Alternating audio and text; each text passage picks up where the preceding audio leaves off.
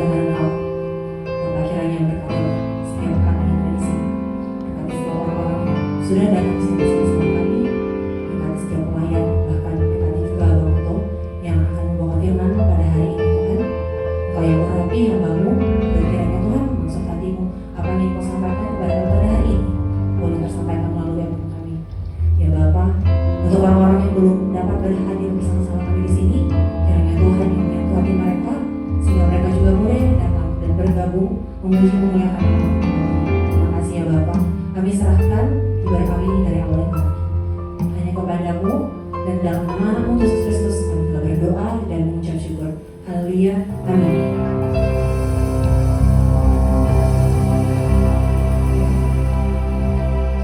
Semuanya bersukacita hari ini. Amin. Coba dilihat teman kiri kanannya, bisa dikasih senyum yang terbaik, senyum yang termanis. Ya.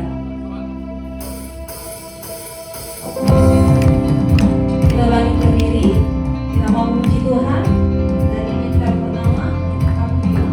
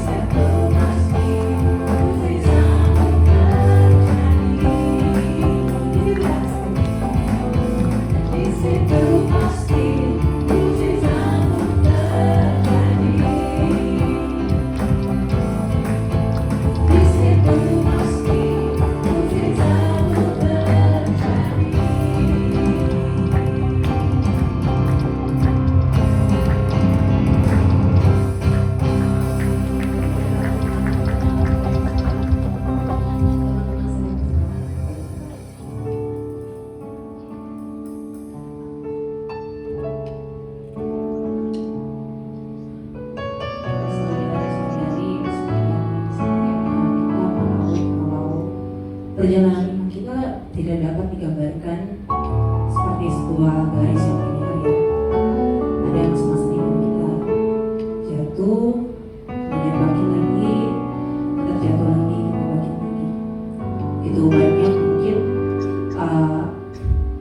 ujian dan mungkin ada pencobaan yang harus kita lalui dalam kehidupan kita. Di masa-masa sulit itu mungkin kita merasa menjauh dari Tuhan, kita sangat terfokus dengan masalah yang kita hadapi. Kita tidak bisa merasakan hadirat Tuhan. Tapi yang boleh kita ingat kembali dan sadar lagi, Tuhan selalu ada di sana. Tuhan selalu menunggu kita. Dia selalu memegang kita.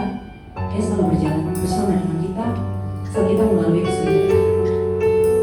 Mari sekarang kita sembahkan kita dengan hati yang penuh percaya bahwa Dia akan setia.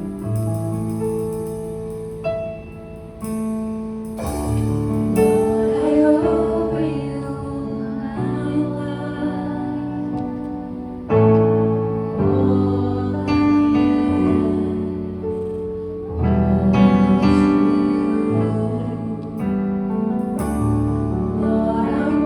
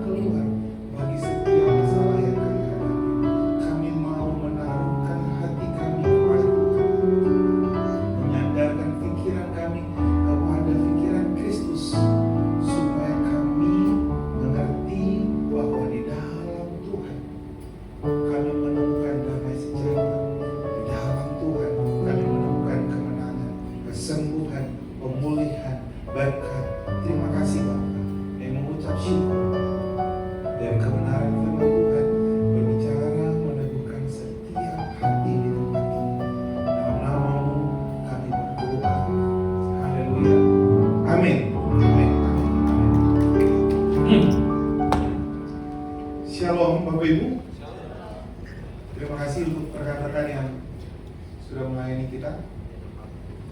Wah, ini kalau kapalnya agak oleng kiri nih. Karena saya harus begini.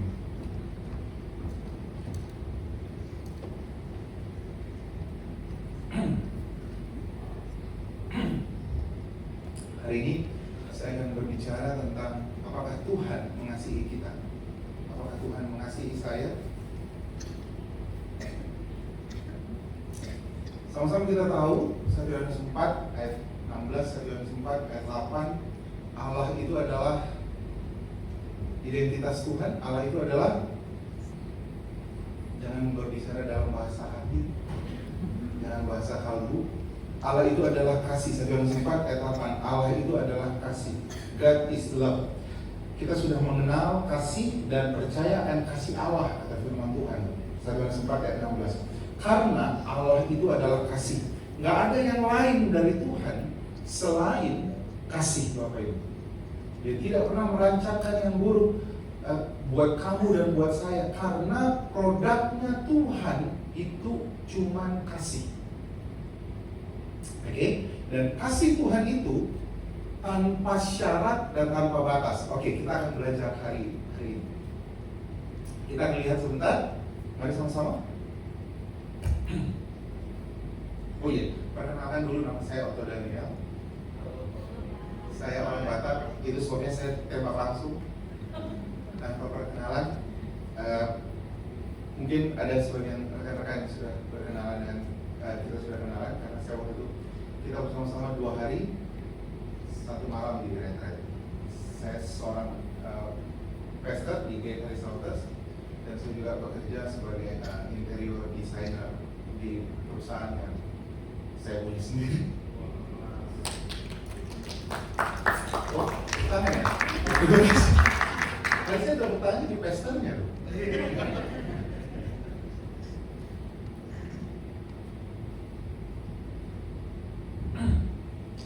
silakan.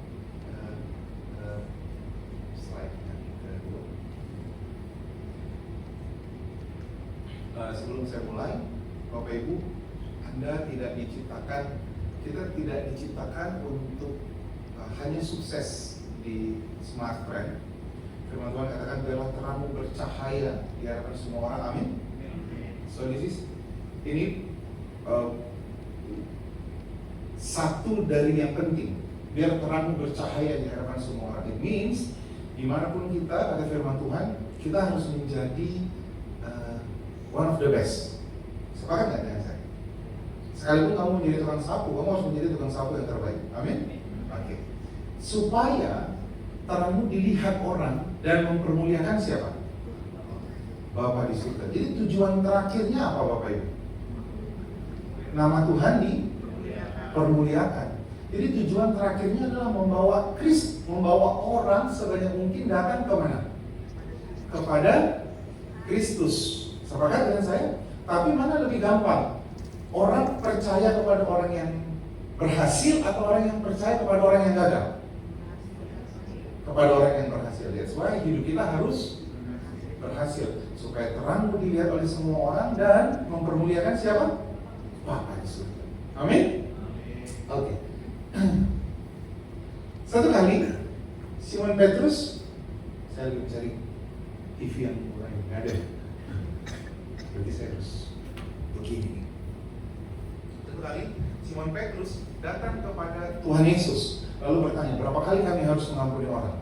Ini pertanyaan yang standar yang dilakukan oleh orang Israel, Bapak Ibu. Karena menurut hukum Musa, dalam satu hari, diceritakan dalam kitab Amos, Obadya, diceritakan satu kali mengampuni itu harus 7 kali. 7 kali 7 itu maksimal dalam satu hari mengampuni.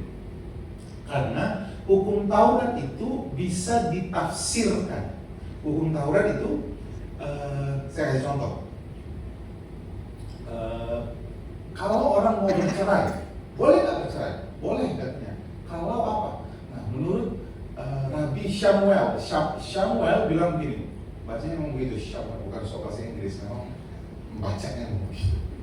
Kalau makanan istrimu nggak bagus katanya, dan dia masak tidak bagus berhari-hari, kamu boleh ceraikan. Jadi dalam tafsiran orang Yahudi ada tafsirannya. Kalau sekarang kita misalnya dari agama teman kita kan ada yang mentafsirkan kan. Jadi sebenarnya itu sudah dilakukan oleh orang Israel jauh sebelum kita sekarang. Hari Sabat nggak boleh berjalan, nggak boleh bekerja, nggak boleh. Tapi masa nggak boleh sama sekali? Iya, kalau lebih dari 40 langkah. Jadi mereka terjemahkan sendiri. Nah, salah satunya ini, berapa kali orang harus mengampuni dalam satu hari? 7 kali 7. Simon Petrus bertanya kepada Tuhan Yesus, silakan. Kemudian datanglah Petrus dan berkata kepada Yesus, Tuhan, sama-sama 1, 2, 3. Sampai berapa kali aku harus mengampuni saudaraku jika ia berbuat dosa terhadap aku? Sampai 7 kali. Yesus berkata kepadanya, bukan.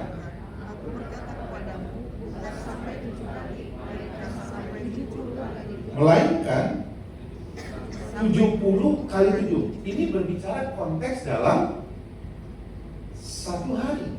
Jadi berapa kali kita harus mengampuni orang yang bersalah kepada kita? 70 kali 7.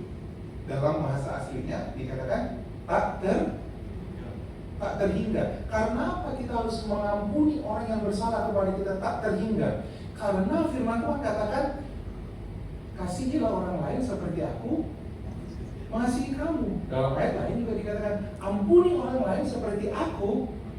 Karena kasih Tuhan, pengampunan Tuhan kepada kita tanpa batas. Setiap kali kita melakukan dosa, Tuhan selalu datang dan berkata apa?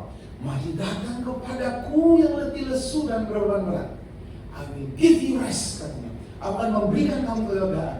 Yang membatasi itu agama. Agama bilang, kalau kamu sudah minta ampun sama Tuhan, lalu kamu jatuh di dosa yang sama lagi, maka Tuhan akan benci sama kamu. Tidak. Karena kasih Tuhan tidak ada batas. Amin. Itu sebabnya dalam Galatia 5 dikatakan firman Tuhan buah-buah roh. Buah-buah roh itu adalah salah satunya apa? Kasih, sukacita. Nah, ada kesabaran, ada batas nggak Bapak Ibu? Kalau ada batas namanya tidak sabar. Benar nggak? Tapi Pak, saya kan punya harga diri. Dia berarti kamu nggak sabar. Anak Tuhan yang nggak sabar, itu aja. Tapi semut pun kalau diinjak, gigit, kamu kan bukan semut. Walaupun lebih mirip orang gitu ya. Kamu bukan semut. Oke, silakan diklik. Roma 3 kata firman Tuhan. Jadi bagaimana jika di antara mereka ada yang tidak setia, kata firman Tuhan. Dapatkah kesetiaan itu membatalkan kesetiaan Tuhan? Sekali-kali? Tidak.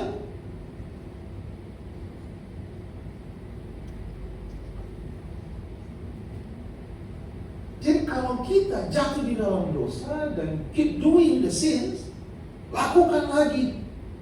Lalu kita datang lagi sama Tuhan, Tuhan, aku orang yang berdosa, ampuni aku Tuhan. Tuhan bilang, iya, gue tahu lo, gitu. Enggak Bapak Ibu.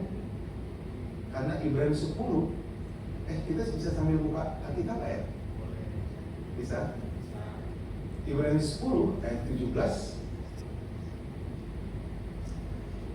Ibrani 10 ayat 10 dulu deh. Ibrani 10 ayat 10. Karena apa? Ibrani 10 ayat 10. Terima kasih. Dan karena kehendaknya inilah, baca dengan suara keras.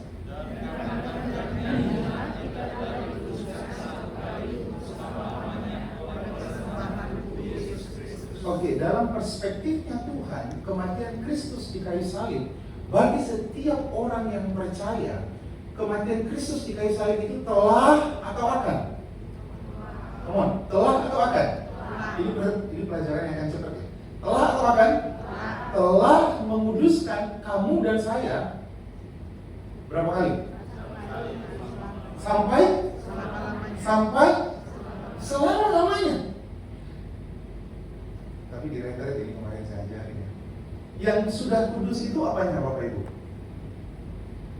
1 Tesalonika 5 ayat 23, manusia itu terdiri dari roh, tubuh, dan jiwa. Jadi yang sudah kudus apanya? Yang sudah kudus apanya? Rohnya. Makanya kalau kita mati yang masuk ke, yang kembali ke Bapa, roh, tubuh atau jiwa? Roh. Sepakat? Makanya kalau orang Kristen mati pasti masuk peti. Pasti masuk. Masa orang Kristen nggak masuk peti? Pasti masuk. Kenapa ada jaminan keselamatan dalam kekristenan? Kenapa dalam kekristenan tidak ada mudah-mudahan?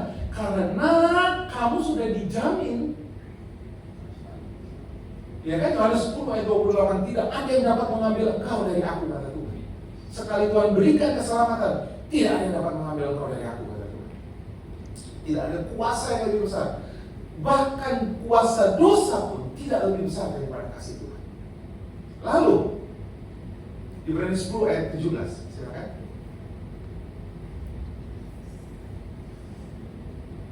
Cuma anak Tuhan suka nggak percaya sih kalau dia sudah kudus. Saya ini memang orangnya begini, saya ini memang orangnya kasar, saya ini orang Batak tapi bawaannya kasar. Saya ini memang dari orang tua saya ini keras kepala. Dia dengan bangganya menceritakan dia keras kepala.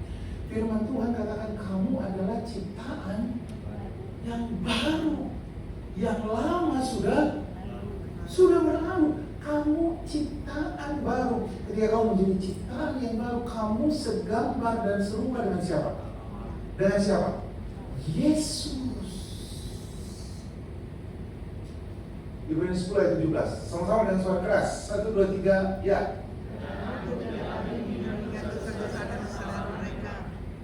Dan I will remember your sin, their sin no more.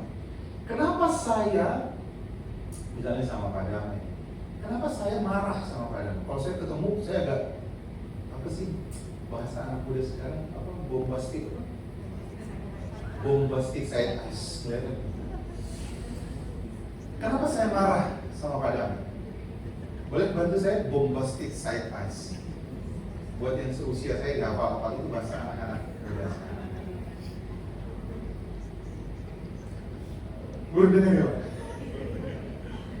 Saya kalau bicara di youth, katanya nggak relate karena contoh-contoh saya nggak relate. Jadi saya harus menghafal. Kenapa saya melihat Pak Damai dengan pandangan yang sinikal kepada Pak Damai? Karena saya mengingat dosanya. Sepakat nggak dengan saya? Kenapa saya marah kepada orang lain? Karena saya mengingat kesalahannya. Sekarang pertanyaannya begini, kenapa Tuhan tidak marah lagi sama kamu? Karena apa? Apa yang tidak bisa Tuhan lakukan sama saudara dan saya? Hah? Ayo? Apa yang Tuhan tidak bisa lagi lakukan buat saudara dan saya? Mengingat dosa dan kesalahanmu. Jadi kalau kita datang sama Tuhan, saya baru bikin dosa nih. Let's say saya maki security tadi waktu parkir. Saya bilang, Pak, saya mau parkir di sini dong. Nggak bisa dong, saya ini pendeta. Saya sudah izin, saya mau pakai begini. Nggak bisa, kamu sudah dasar kau. Gitu ya, keluar kata-kata makian yang tidak baik. Lalu saya bilang, aduh Tuhan, saya ini salah Tuhan. Tuhan kira-kira bilang apa? Oke, Bapak Ibu sebentar jadi Tuhan. Kira-kira Tuhan akan bilang apa? Hah? Apa? Saya tadi marah sama security. Apa kira-kira? Hah? Memang Tuhan itu gak ada gender, Bapak Ibu. Saya sudah ceritakan. Itu sebabnya Tuhan itu bilang Abba. Abba itu source artinya, sumber. Jadi bukan cowok. Itu semuanya laki-laki di sini semuanya dipanggilnya dalam bahasa Ibrani Abba. Abba itu artinya source, sumber. Jadi itu sebabnya perempuan suka sekali ketemu dengan laki-laki karena dia adalah sumber.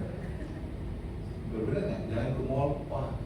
Because you are the source and I need the bed. Benar nggak sih? Itu gambaran laki-laki. Apa yang dikatakan Tuhan? Dosa yang mana? Jadi kalau kita datang sama Tuhan, kamu baru buat dosa, Tuhan bilang apa? Dosa yang mana? Itu sebabnya Roma 8 ayat 1 firman Tuhan, di dalam Kristus. Boleh diklik Pak. Roma 8 ayat 1.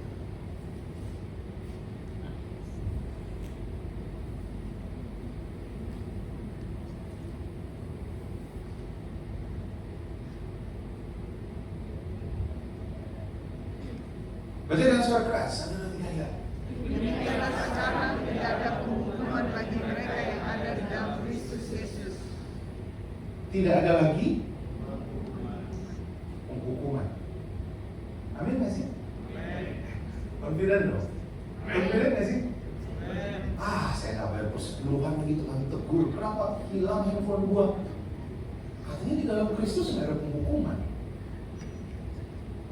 Ya, gua sakit nih.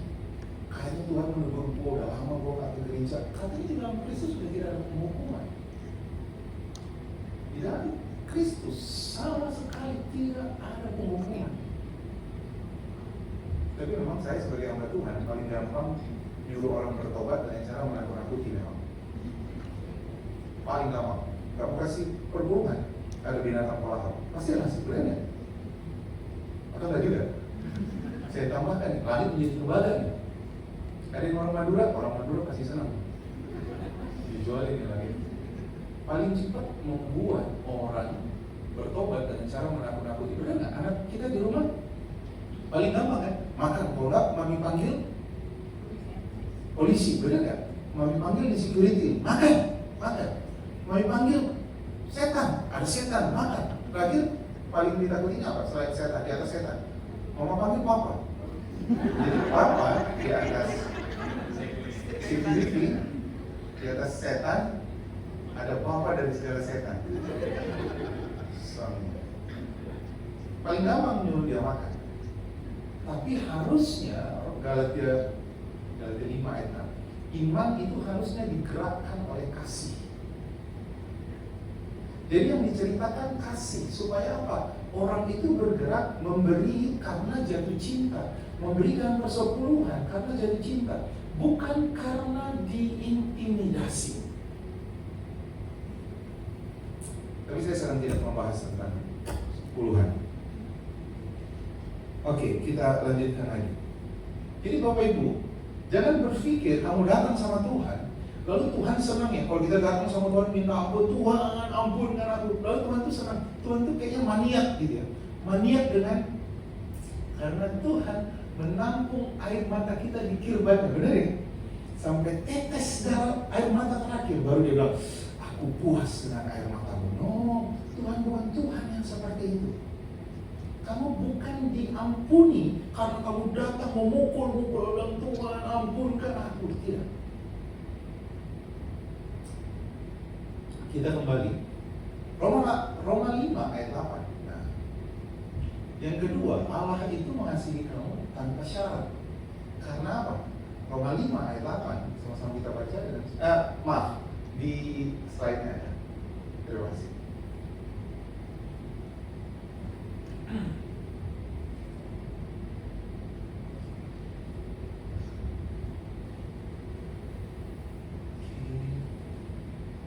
Roma 5 ayat 8 dan 9. Sama-sama kita baca dengan suara keras. 1, 2, 3 ya. Akan tetapi Allah menunjukkan kasih-Nya kepada kita oleh karena Kristus telah mati untuk kita ketika kita masih berdosa. Oke, kapan Tuhan menunjukkan kasih-Nya kepada kita? Ketika Otto Daniel masih berdosa. Bukan pada saat kamu baik. Kapan Tuhan menunjukkan kasih-Nya kepada perempuan di Sikar itu? Ketika perempuan itu masih berdosa. Jadi kalau ada orang di tempat ini yang berpikir bahwa dia dikasihi Tuhan karena perbuatan baiknya, dia mengharapkan kebaikan Tuhan karena perbuatan baiknya, Roma 4 kata firman Tuhan, maka sia-sialah iman, batallah janji Tuhan itu, batal kasih Tuhan itu. Karena kalau kamu mengharapkan kasih Tuhan karena kamu rajin berdoa.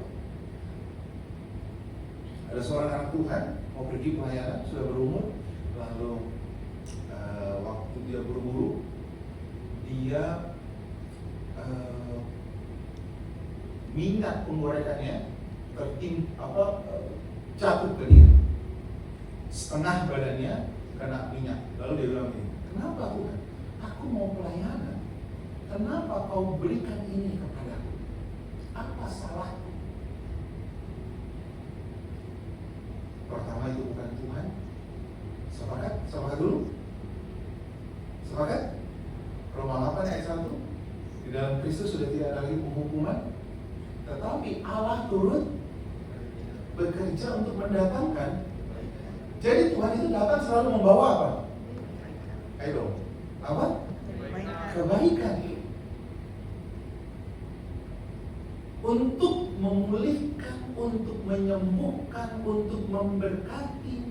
Jadi Tuhan itu sifatnya memulihkan, Bapak Ibu. Jadi kapan Tuhan mengasihi saya? Justru pada saat saya masih berdosa. Saya nggak layak. Saya jahat. Saya pezina. Tuhan mati untuk semua pezina. Tuhan mati. Ada orang yang berkata, tapi dosaku ini sudah merah seperti kirmizi. Kata Tuhan apa? Aku akan buat putih seperti salju. Apa yang membuat kamu merasa tidak dikasihi Tuhan? Dosa apa? Lihat, sifatnya Tuhan tidak dipengaruhi dengan kebaikanmu. Tuhan tidak bertambah baik kalau kamu menjadi orang baik. Tuhan tidak bertambah baik kalau kamu semakin rajin baca Alkitab. Begitu juga dengan sebaliknya. Kalau kamu jatuh di dalam dosa, sifatnya Tuhan gak berubah. Karena apa? Karena Dia mengasihi kamu bahkan ketika kamu masih di dalam dosa. Lalu pertanyaannya, dosa apa yang membuat Tuhan sekarang memalingkan wajahnya dari kamu? Dosa apa? Gak ada. Ada Pak, kitab Yesus katakan kamu menghujat Roh Kudus. Cek kitab Yesus. Menghujat Roh Kudus itu, mendugakan Roh Kudus itu apabila sesama anak-anak Tuhan. Itu sebabnya di dalam kitab Wahyu diceritakan jemaat di Efesus itu berantakan karena mereka anak-anak Tuhan tapi hidup saling membenci. Itu yang disebut mendukakan Roh Kudus. Ada Pak dosa-dosa yang sangat berbahaya yang membuat Tuhan membenci kita. Dosa apa lagi? Karena Tuhan mengasihi kamu bahkan ketika kamu masih di lembah dosa. Tapi aku sudah janji sama Tuhan bahwa aku tidak akan jatuh lagi dalam dosa ini. Roma 3 katakan, sekalipun kamu tidak setia, tidak akan bisa merubah kesetiaanku kata Tuhan. Amin? Amin? Confident? Tapi masalahnya, boleh diklik 1 Yohanes 4 ayat 17. Ini semakin deep. Ini semakin deep. Dalam hal inilah kasih Allah, apa yang sempurna di dalam kita? Apa? Kalau kita mempunyai keberanian pada hari penghakiman. Hari penghakiman itu bahasa asli disebut hari yang buruk. Ketika datang hari yang buruk sama kamu, lalu dikatakan begini, karena, baca dalam suara keras, dia di situ siapa? Siapa? Dia guru besar yang ada di dunia ini. Karena sama seperti Yesus, ayo dong, sama seperti Yesus, seperti itulah saya dikasihi Bapa. Dalam bahasa Inggris dibilang begini. Silakan diklik. Love has been perfected among us in this, that we may have boldness in the day of judgment. Because as He is, so am I in this world. Ini berbicara konteksnya tentang apa? Tentang kasih. Tahu nggak kasih Bapa kepada kamu sama besarnya dengan kasih Bapa kepada Yesus.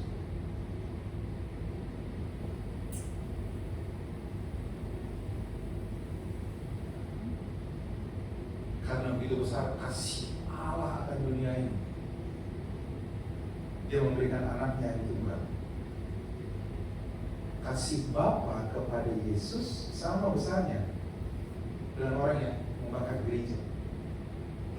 Kasih Bapa kepada kamu sama. Kalau kamu setia atau tidak setia, kasih Bapa tetap seperti dia mengasihi Yesus. Dan penting kita sadari kapan kita harus confident ketika kita harus merasa dikasihi Tuhan. Ketika datang hari penghakiman. Kapan hari penghakiman? Bukan nanti setelah kita mati, bukan. The Judgment Day, bukan. Kata penghakiman di situ pada saat datang hari yang buruk. Kapan? Pada saat datang sakit, dokter bilang kamu stadium 3. Confident dong bahwa sama seperti Kristus di dunia ini, seperti itulah saya. Confident dong pada saat perusahaan pecat kamu, lalu kamu bilang, Tuhan, kenapa kamu mempermalukan aku, Tuhan? Tidak, kasih Tuhan kepada kamu tidak berubah. I will supply you, kata Tuhan. Siapa yang memberkati kita? Siapa yang mencukupkan segala kebutuhan kita menurut Filipi 4? Tuhan Yesus. Siapa? Emang ayat itu bilang nggak Tuhan Yesus sih. Tapi siapa? Filipi 4.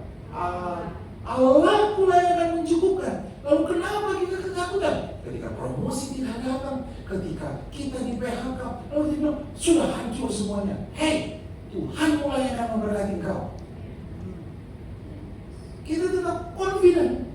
Itu sebabnya iblis pertama kali pada waktu Tuhan, baru saja Tuhan Yesus di Sungai Yordan, itu pertama kali Allah ngomong sama Tuhan Yesus, benar ya?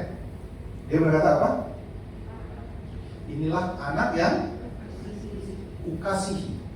Saya waktu itu khotbah begini, kamu jangan hanya menjadi anak Tuhan. Semua percaya sini anak Tuhan? Semua percaya? Tapi ada yang hilang diucapkan sama iblis di situ. Kamu adalah anak Allah yang ada yang hilang. Anak Allah yang dikasihi. Kamu bukan hanya anak Allah, tapi kamu anak yang dikasihi. Pada waktu itu Tuhan Yesus di Sungai Yordan dibaptis sama Yohanes Pembaptis, lalu langit terbuka, lalu Tuhan bilang apa? Inilah. Oke, pertanyaannya, Tuhan Yesus sudah memulai pelayanan belum? Sudah mulai? Sudah mengusir setan belum? Sudah menyembuhkan orang sakit? Kenapa Tuhan mengasihi dia? Belum ada tuh yang dia buat apa-apa. Karena dia adalah, masih ingat gak waktu kita punya baby, anak kita lahir, kenapa kita cinta sama dia? Padahal dia pup di muka kita nih. Benar gak? Padahal pipis nih di muka kita nih. Kenapa kita mencintai dia? Belum bantu nyuci piring nih. Karena dia adalah anak. Kamu tuh anak yang dikasihi Tuhan. Bukan karena kamu melakukan pelayanan. Kamu pelayanan karena kamu merasa dikasihi. Karena tahu diri aja. Karena saya dikasihi Tuhan, makanya saya pelayanan. Oke, saya kembali lagi. Setelah itu Tuhan Yesus dibawa ke padang gurun. Lalu di padang gurun apa yang terjadi? Iblis datang di hari ke ikut peristiwa itu. Di hari ke apa yang dibilang iblis? Pada waktu itu Tuhan Yesus lagi lapar-laparnya. Benar ya? Ini pencobaan yang selalu terjadi saat Yohanes 4. Keinginan mata, keinginan daging, keangkuhan hidup. Iblis itu cuma mencobai 3 hal itu. Keinginan mata, keinginan daging, keangkuhan hidup. Kalau dia mencobai sama Tuhan Yesus 3 hal itu, dia akan mencobai saudara dan saya dengan 3 hal itu. Itu saja. Dia bilang gini, rubah batu ini menjadi roti. Tapi dia bilang apa? Jika engkau, apa yang dihilangkan sama iblis? Anak yang dikasihi. Tapi Yesus confident, aku anak yang dikasihi. Manusia tidak hidup dari Matius 4. Beli roti, tapi dari firman yang keluar dari mulut Allah. Iblis pakai kitab bilangan, ngomongnya pakai kitab bilangan. Yesus menjawab pakai kitab ulangan. Jangan musir setan dengan buka Alkitab, Bapak Ibu. buka Alkitab, tunjukin sama orang yang kerasukan setan, iblis keluar gitu. Enggak. Kecuali iblisnya digetok pakai Alkitab, orang yang kerasukan, nah itu mungkin lebih berguna. Orang kan pingsan sebenarnya, walaupun iblisnya nggak pergi-pergi amat. Saya cuma menunjukkan bahwa Yesus pun dia harus mengerti bahwa dia dikasihi Bapa. Waktu dia di kapal, kapalnya hampir tenggelam. Alkitab catat, kapal itu sudah hampir dipenuhi air. Tuhan Yesus ngapain? Tuhan Yesus ngapain? Tidur. Benar kan?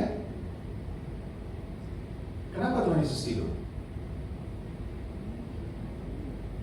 Karena dia tahu dia dikasihi, kapalnya tak akan mungkin tenggelam.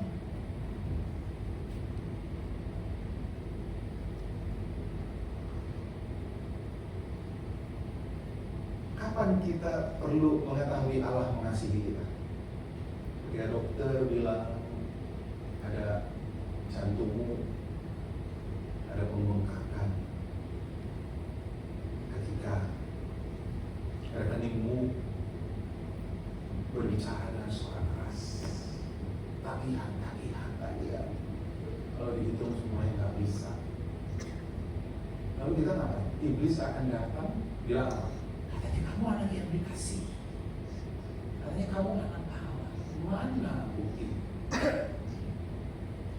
Jadi yang diserang iblis itu cuma apa? Kasih Tuhan sama kita. Karena itu adalah akarnya. Nih ya, kita lihat ya. Terus, maaf Pak. Makasih. Silakan. Lihat ini gambaran.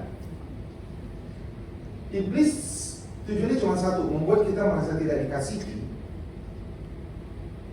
supaya akarnya itu merasa tidak dikasihi, buahnya adalah dosa. Oke. Pada waktu Adam dan Hawa dicobai sama iblis, iblis datang dan ini percakapannya, dengar baik-baik, ini percakapannya. Ada orang punya terminologi, ada punya anggapan-anggapan tentang peristiwa ini. Tetapi saya mau kasih gambaran buat Bapak Ibu, lihat baik-baik. Iblis adalah ular yang paling, adapun ular yang paling cerdik dari segala binatang di darat yang dijadikan Allah. Ular itu berkata kepada perempuan, perhatikan. Ular itu berkata, tentulah Allah berfirman, semua pohon dalam taman ini jangan kamu makan. Benar nggak itu? Semua pohon dalam taman ini jangan kamu makan. Benar? Ada yang bilang benar lagi. Diulangi lagi peristiwa ini, kau jatuh lagi dalam hal yang sama. Masalahnya anak Tuhan itu nggak pernah iblis, Bapak Ibu. Umatku binasa karena bodoh, kata firman Tuhan. Because of the lack of knowledge. Karena iblis itu adalah bapa dari segala pendusta. Dan yang bisa ditipu, didustai cuma orang bodoh. Iblis bilang begini, tentu Tuhan bilang tidak boleh makan buah semua pohon dalam taman ini. Benar nggak? Nah, lihat, silakan. Perempuan itu menjawab. Nah lihat, kenapa datangnya sama perempuan? Karena Tuhan ngomong sama Adam. Sekali-kali jangan makan buah di taman itu. Tuhan ngomong sama Adam. Itu sebabnya laki-laki kamu tuh source, sumber. Kalau ngomong sama istrimu, ngomong firman Tuhan jelas-jelas. Oke? Ini kalau di gereja suka suaminya tidur, istrinya disuruh catat mah. Nanti dia baca gitu. Atau suaminya online, istrinya outside nonton bola.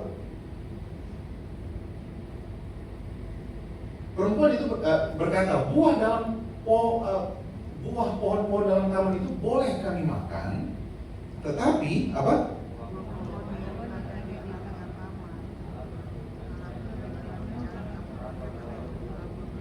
Jangan kamu semua pohon, maaf. Jangan kamu raba buah itu, nanti kamu, Tuhan bilang jangan makan, nggak dibilang raba. Nah memang waktu ada ngomong mungkin Hawa main handphone sambil ngomong sambil. Tapi Bapak Ibu ngerti ya? Kenapa dibilang firman Tuhan. Kita tidak hidup dari roti saja, tetapi dari firman yang keluar dari mulut Allah. Jadi orang Israel itu selalu menggambarkan firman itu seperti roti. Orang Israel itu makan roti 4 kali sehari. Roti Raab, itu kan roti Raab. Raab itu Arab. Roti Israel itu mereka makan 4 kali sehari.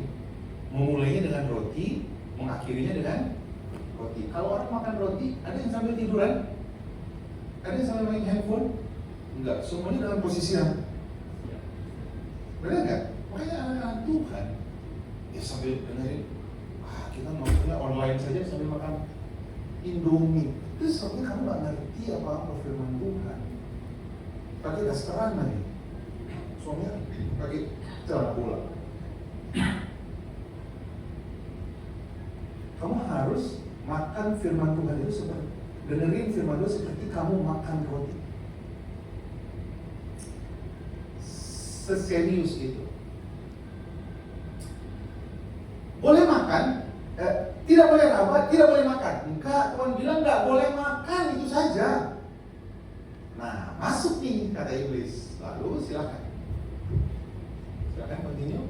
Tapi ular itu berkata kepada perempuan itu, sekali kamu tidak akan mati kalau kamu makan buah itu. Tetapi Allah mengetahui pada waktu kamu makan, kamu memakan, matamu akan terbuka dan kamu akan menjadi seperti, tahu nggak apa yang dibilang sama iblis?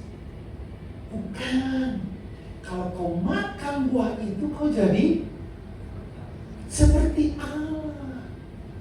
Perempuan ini kaget, berarti selama ini Tuhan tipu saya. Kalau saya makan buah itu, saya akan menjadi seperti Allah.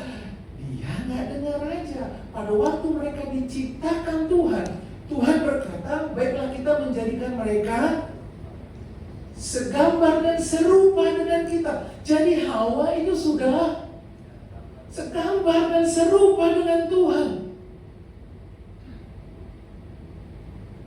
Tapi dia bilang, kalau saya makan ternyata selama ini Tuhan menipu saya. Apa yang terjadi? Dia merasa tidak dikasihi Tuhan. Tuhan mau saya. Sisanya ngapain? Perhatikan. Ada nggak perintah dimakan buahnya? Ada nggak? Sisanya sudah tidak ada. Sisanya iblis apa? Ayo makan, sikat. Ini single bite aja, dikit-dikit aja. Enggak. Karena dia sudah benci. Selama ini ternyata Tuhan tidak mengasihi saya. Lalu ngapain? Dia melakukan dosa sendiri, nggak perlu diperintahkan. Dia ambil buahnya, dia makan. Benar? Dia makan. Tapi ini tentang kelas pernikahan. Ada sesuatu nggak terjadi? Belum. Sampai siapa yang makan? Sampai Adam yang makan. Karena tanggung jawabnya diberikan kepada siapa? Sama siapa? Sama laki-laki. Benar nggak? Makanya banyak laki-laki yang nggak kuat. Makanya dia berubah menjadi wanita. Menjadi laki-laki itu, Bapak Ibu baca Alkitabnya, pada waktu Hawa makan nggak terjadi apa-apa. Tapi setelah Adam makan, baru terjadi. Baru Tuhan datang. Tapi perhatikan baik-baik, saya kembalikan. Kenapa Adam makan buahnya? Apakah iblis perintah lagi? Ayo makan buahnya, makan? Enggak.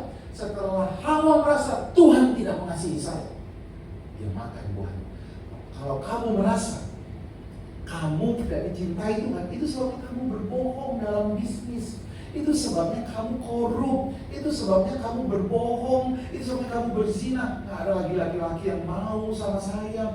Siapa saja yang datang, ini aku. Makanya kita takut. Kita tidak merasa dikasihi.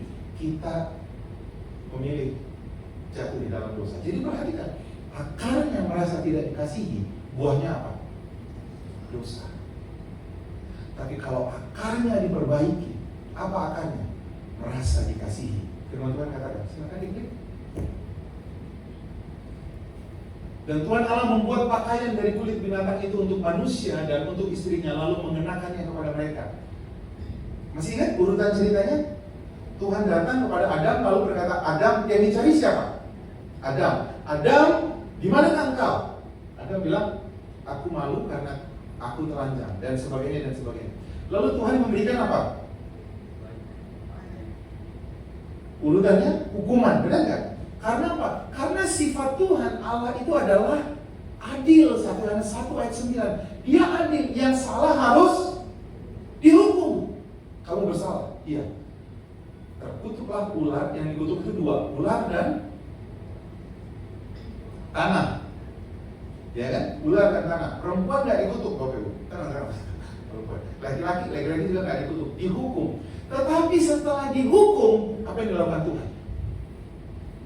Kejadian 3 ayat 21. Tuhan mengenakan pakaian dari mana?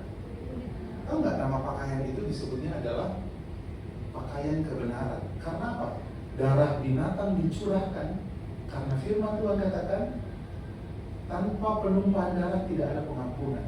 Jadi pada saat itu dosanya Adam dan Hawa diapain? Diampunkan. Tuhan berikan dulu hukuman karena dia adil. Tetapi harus ada yang menebus.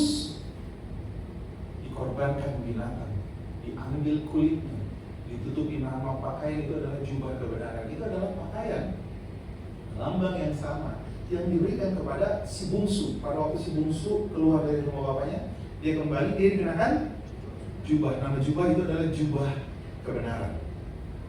Kayaknya waktu itu saya ajarin deh, tapi kok mau bingung kan enggak? Waktu itu saya ajarin dia di hari di taman di kayaknya ya, tapi saya tutup dengan cerita ini. Boleh diklik? Oh iya, berdiri buat main keyboard kan? Iya kan? Oh iya, iya lebih syahdu, lebih saya, lebih kanan. Coba yang nada-nada gotik.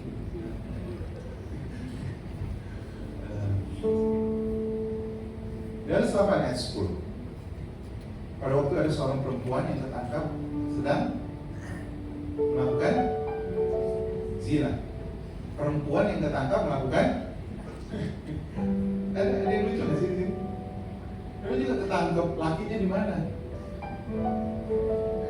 Lakinya langsung pakai sorban, langsung memang perempuan ini bejat. Hai perempuan, di manakah mereka? Tidak adakah seorang yang menghukum engkau? Tidak ada orang yang menghukum engkau. Kalau Bapak Ibu lihat ceritanya, Tuhan Yesus sedang menulis di atas batu yang sama. Red sapphire atau blue sapphire itu adalah batu yang sama yang menuliskan hukum Taurat. Hukum Taurat itu ditulis oleh siapa? Siapa yang nulis? Di sini sekolah minggu dulu suka madol. Siapa yang menuliskan hukum Taurat? Tangan Tuhan sendiri, benar nggak? Belum pernah makan ya, Pak? Ya wajar. Lalu Tuhan sedang menulis hukum Taurat. Tuhan sedang menulis, Yesus sedang menulis di batu. Di batu yang sama menulis hukum Taurat. Tuhan itu sedang menggambarkan begini, bahwa Tuhan yang sama yang menulis hukum Taurat itu aku. Dia tulis di bawah. Dia bilang begini, ada nggak yang melempar? Karena menurut hukum Taurat, orang yang merajam adalah orang yang tidak berdosa, benar nggak? Waktu ditanya, lempar dulu. Lalu yang cowok bilang, udah pernah tidur sama dia tuh. Karena juga perempuan nggak benar kan? Ibu juga, bulan lalu, nggak bisa nih. Nanti dibuka di daftar dosa kita nih, kira-kira begitu. Lalu gimana? Nggak ada. Satu-satunya yang tidak berdosa siapa? Yesus. Lalu apa kata Yesus? Aku pun tidak akan menghukum engkau. Nah, agama suka membalikkan. Jangan buat dosa lagi ya. Kalau kau buat dosa lagi, kau tidak tanggung. Jangan buat dosa lagi. Tuhan Yesus tidak sabar itu. Dia bilang, pertama apa dulu? Perempuan ini waktu waktu semuanya pergi, perempuan ini masih takut gak? Karena dia tahu siapa yang akan lempar? Yesus. Tapi perempuan ini masih takut. Tuhan sudah begini, aku pun tidak akan menghukum engkau. Pergi dan jangan berbuat dosa lagi. Karena apa? Kalau kamu nanti lakukan lagi, aku gak ada, kamu dilempar sampai mati. Tapi kalau perempuan ini tertangkap lagi, tidur sama laki-laki lain, ada Tuhan di Yesus di sana, kalau Tuhan bisa bilang apa lagi? Aku pun tidak akan menghukum kamu lagi. Pergi dan jangan berbuat dosa. Amin. Kasih Tuhan sama kamu gak ada batasnya, gak ada syarat. Itu sebabnya Daud masih bisa masuk surga. Dia mati, istrinya masih 6. Itu sebabnya Musa masih bisa masuk ke surga. Karena anaknya dia tidak masuk. Benar? Ada di sini pernah ke Israel? Angkat tangan. Ada? Tuh, lebih hebat dari Musa. Musa nggak pernah masuk ke tanah Kanaan. Ya.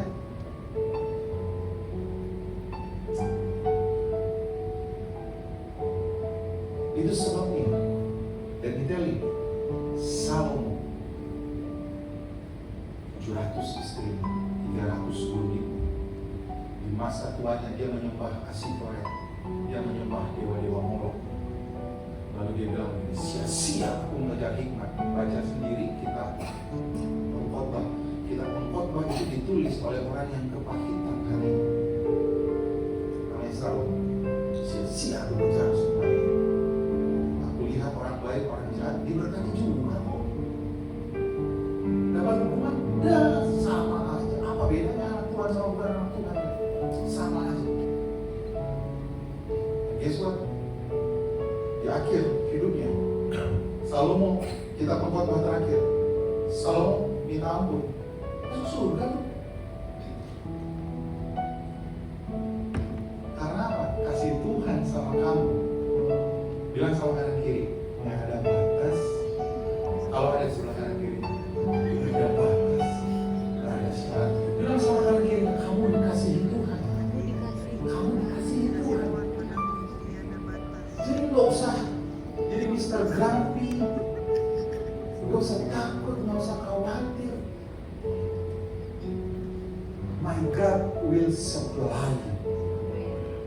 Tuhan yang kamu sembah menyembuhkan kamu. Tuhan yang kamu sembah memberkati kamu. Tuhan berkati kita semuanya. Amin. Amin. Ayo bilang sekali lagi, saya dicintai. Saya dicintai tanpa syarat. Mari kita berikan kemuliaan kepada Tuhan. Kita berikan kemuliaan kepada Tuhan. Tuhan yang kami sembah, yang tidak pernah meninggalkan kami, selalu menerima kami, membuka tangannya dan berkata, mari datang kepadaku. I will give you rest. Aku memberikan kamu kelengahan. Aku akan memberikan kamu pemulihan. Di dalam Tuhan kamu akan menerima pembenaran janji Tuhan. Terima kasih Bapa. Dan kebenaran firman Tuhan ini berbicara kepada setiap kami, menentukan setiap kami. Yesus kami dalam berdoa. Setiap yang percaya bersama-sama mengatakan amin, amin, amin. Tuhan memberkati kita semua. Kita akan berdoa menutup ibadah kita. Terima kasih Bapa.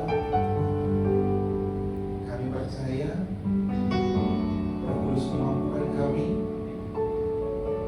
untuk menggenapi janji Tuhan dalam hidup kami di tempat dimanapun kami berada. Kami ada di tempat ini menjadi berkat. Kami adalah terang yang nyata bagi semua orang. Semua orang dapat melihat kebaikan kami karena Kristus yang hidup di dalam kami. Terima kasih Tuhan. Mari kita mengangkat kedua tangan kita. Kiranya berkat daripada Allah Bapa, kebajikan dan kemurahan dari Tuhan kita itu akan mengikuti engkau sepanjang hidup. Persekutuan dengan Roh Kudus akan meneguhkan engkau bahwa mata Tuhan tertuju menuju kepadamu, bukan untuk mencari dosa dan pelanggaranmu, tapi untuk melimpahkan engkau dengan rahmat-Nya yang selalu baru setiap hari. Diberkatilah keluargamu, diberkatilah pernikahanmu, diberkatilah anak cucumu, diberkatilah pekerjaanmu, kesehatanmu, saudaraku. Kita akan naik dan bukan turun, menjadi berkat dimanapun kita berada, supaya nama Tuhan dipermuliakan melalui hidup yang kita lakukan. Setiap yang percaya bersama-sama dan saya mengatakan amin. Amin. Amin.